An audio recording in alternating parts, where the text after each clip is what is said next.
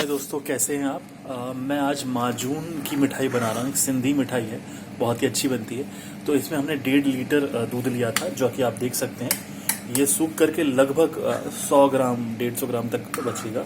हमारे यहाँ गाय का दूध आता है, तो उसी को मैं यूज़ कर रहा हूँ। और कुछ नहीं करना है, इसको धीरे धीरे धीरे करके बॉईल करना है। कोशिश करनी है कि मलाई नहीं बने, गाठे नहीं बने। और साथ में हम यहाँ पे लेंगे चुआए। छुआरों को अगर आप भिगो करके रखते हैं तो भिगो करके आप उनको अच्छे से साफ करके इसमें डाल सकते हैं, अदरवाइज पीसेस करके भी डाल सकते हैं। सो प्रिपरेशन ऑलमोस्ट सेम रहेगी। और जो मीठा है वो लगभग एंड में हम मिलाएंगे।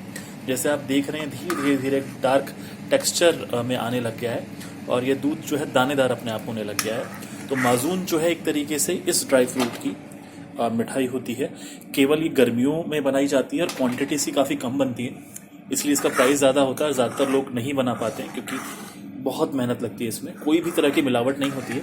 मैंने दूध में अभी तक कुछ भी नहीं मिलाया है।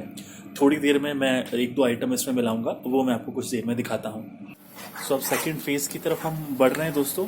आप देख सकते हैं कि दूध का क्रिस्टलाइजेशन ऑलमोस्ट स्टार्ट हो गया है, दानेदार। अगर आपके पास अच्छे क्वालिटी का दूध आ रहा है तो अपने आप ही क्रिस्टलाइज होने लग जाएगा। आप कोशिश कीजिएगा कि प्रिजर्वेटिव्स का यूज़ ना करें।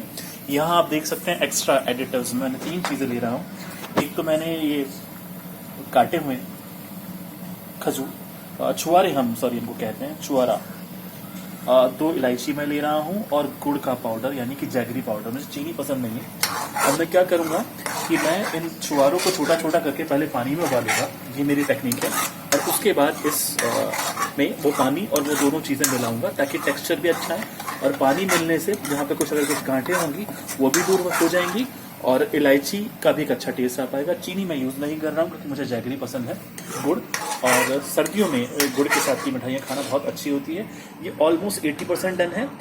मैं इसी स्थिति में मिलाना चाहूँगा, इसलिए मैंने पानी पहले उबाल दिया ताकि मेरे को ज़्यादा छुआरों को उसमें गलाना ना पड़े। और अब मैं छुआरों को छोटा छोटा करता हूँ, फिर आपको थर्ड फेज की वीडियो दिखाता हूँ। दोस्तों, फोर्थ स्टेज की तरफ आ रहे हैं। इलायची के जो 2 दाने थे मैंने वो डाल दिए हैं। उसके अलावा जो मैंने छुआरे काट के रखे थे वो भी मैंने इसमें डाल दिए हैं पानी में उबलने के लिए साथ में, ताकि थोड़ा फ्लेवर्स अच्छे से आता रहे। यहाँ पर ये जो हमारा मिल्क क्रिस्टलाइजेशन है ऑलमोस्ट तैयार हो गया है। कोशिश कीजिएगा कि आप इसको चलाते रहें, बीच में रुके नहीं। मेरे पास जो कढ़ाई थी मैं फ़िलहाल फटाफट में कर रहा था, इसीलिए मैंने छुआरे भी छोटे पीस में काटे नहीं। गुड़ मैं बाद में डालूंगा। अब जो सीक्रेट फार्मूला है वो मैं लेकर के आ रहा हूँ और वो ये है, इस दूध में हम घी डालेंगे। अब मुझे अमूल का दूध, घी और अमूल का दूध दोनों पसंद है, तो अमूल का घी मैं इसमें डालूंगा। ज़्यादा नहीं, केवल 1 चम्मच, क्योंकि दूध और घी एक खोए का सा टेस्ट आता है। थोड़ा सा मैंने इसमें ऐड कर दिया है।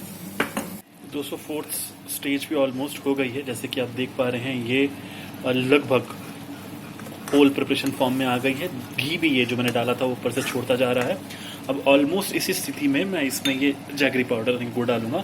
वैसे इसकी ज़रूरत नहीं भी है क्योंकि ये जो छुआरे होते हैं वो पहले से ही मीठे होते हैं और वो डालने से एक अच्छा सा टेक्सचर और स्वाद आ जाता है। पर मेरे को क्योंकि गुड़ पसंद है इसलिए मैं डालूंगा। और इसके अलावा मैं ज़्यादा कुछ मिलावट नहीं करूँगा, इसको प्यार से ऐसे ऐसे घुमाऊँगा। और अब मैं और कोशिश करूँगा कि ये और क्रिस्टल फॉर्म में आए और ये एक जमाने वाली कंसिस्टेंसी में जैसे ही आ जाएगा तो मैं इसको उतार लूँगा।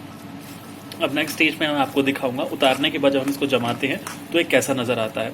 अब क्योंकि मैं अपने खाने के लिए बना रहा हूँ तो इसमें मैं ज़्यादा चीज़ें नहीं कर रहा हूँ, जैसे कि बारीक काटा जा सकता था या मैं यहाँ पर इस कढ़ाई को चेंज कर सकता था, पर मैंने उसको भी चेंज नहीं किया।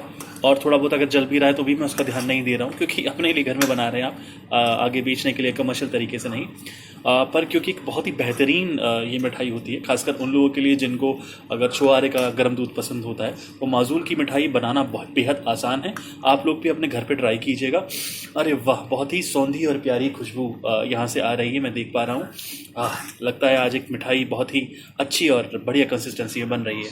माजून अभी तैयार है, थोड़ी देर में जमने लग जाएगा तो धीरे धीरे हम इसको शेप देंगे और बर्फी के रूप में काट लेंगे और फाइनली हम माजून को खा पाएंगे। बहुत बेहतरीन मिठाई होती है, आप एक बार ज़रूर ट्राई कीजिएगा। रेसिपी मैं जो यूट्यूब वीडियो है उसके नीचे भी मेंशन कर दूंगा। सबसे आसान रेसिपी है, आपको ज़्यादा चीज़ों की ज़रूरत ही नहीं है। तो जैसा कि हेलो दोस्तों, जैसा कि आप देख पा रहे हैं लगभग ये मिठाई जम गई है और मैंने इसके कुछ कुछ टुकड़े काट दिए हैं।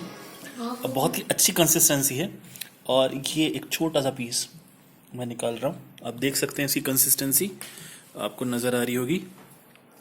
मैंने इसमें गुड़ डाला है तो टेक्सचर में थोड़ा येलोनेस आई है। देखिए कितनी फ्लफी है, दबाने पर दब पा रही है और दानेदार भी है। मैंने कुछ भी एक्स्ट्रा प्रिजर्वेटिव नहीं डाला है, ना मैदा ना कोई मिलावट, कुछ भी नहीं है, प्योर मिठाई है।